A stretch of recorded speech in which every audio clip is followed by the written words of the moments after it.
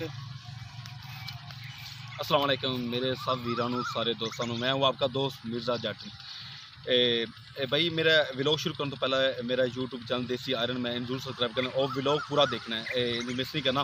तो अज का व्लॉग शुरू करने तो पहले कि मैं कोई दसना चाहना कि एक ऐसे शहर तुहानू दिखाना चाहना जोड़ा शहर कि कोई तमन्ना मतलब करता तो नहीं उस शहर से जावन की, लेकिन उस शहर च हर किसी इंसान ने जाना है। याद रखना कि दुनिया तो काफ़ी लोग इस तरह के है जिन्हें अपने ज़मीनों ते अपनी ताकत ते अपनी जवानी ते अपने हुसन ते बड़ा मान करते हैं।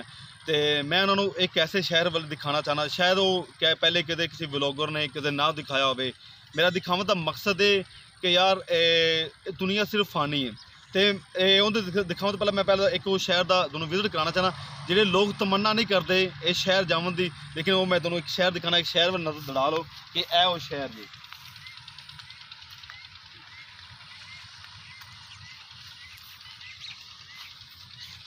तुसी यह शहर तो वेख्या होवेगा सारे दोस्तों ने कि यह शहर एक खामोशा इनू कहा जाता है। कोई भी इंसान इस जगह पर आने की कोई भी तमन्ना नहीं करता, इसलिए नहीं करता। हर इंसान की ख्वाहिश होंगी कि मैं जीवां जीवां तो 100 साल जीवां, 200 साल जीवां, 300 साल जीवां, लेकिन ये जीवन वास्ते लोगों के बड़े बड़े कुछ अपने जायदादा दौलतां संभाल के रखते हैं।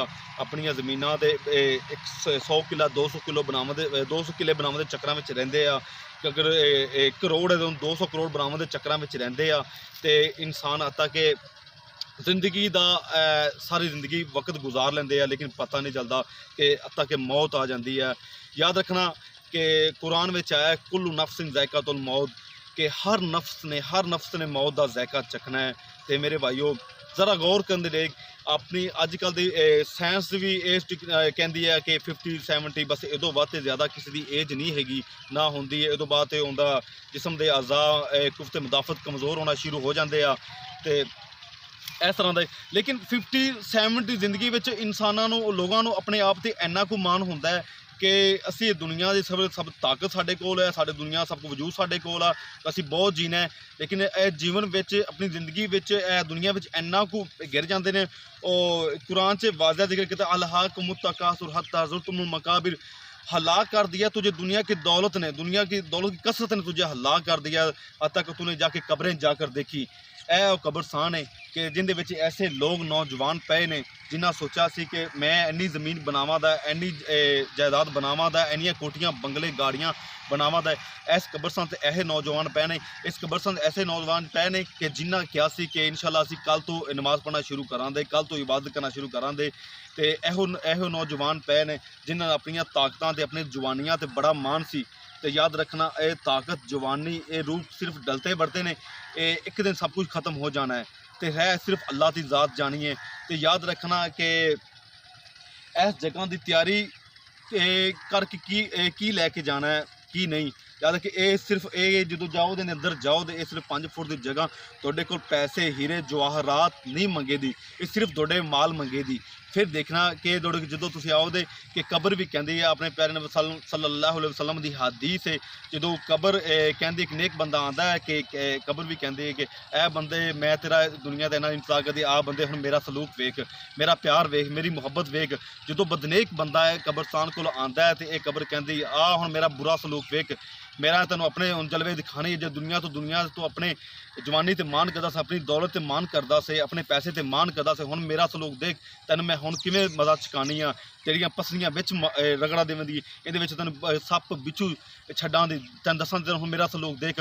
मेरे मेरे वीरा दोस्ता कि सिर्फ जवानी ये सब कुछ इत्थे रह जाना है, मालो दौलत इत्थे रह जाना है, कुछ कम नहीं आना। एक दूसरे की मुहब्बत विच, एक दूसरे के प्यार विच जिंदगी गुजारो, अपने अल्लाह के अहकामात हकूकुल बात हकूक अल्लाह का ख्याल रखते हुए।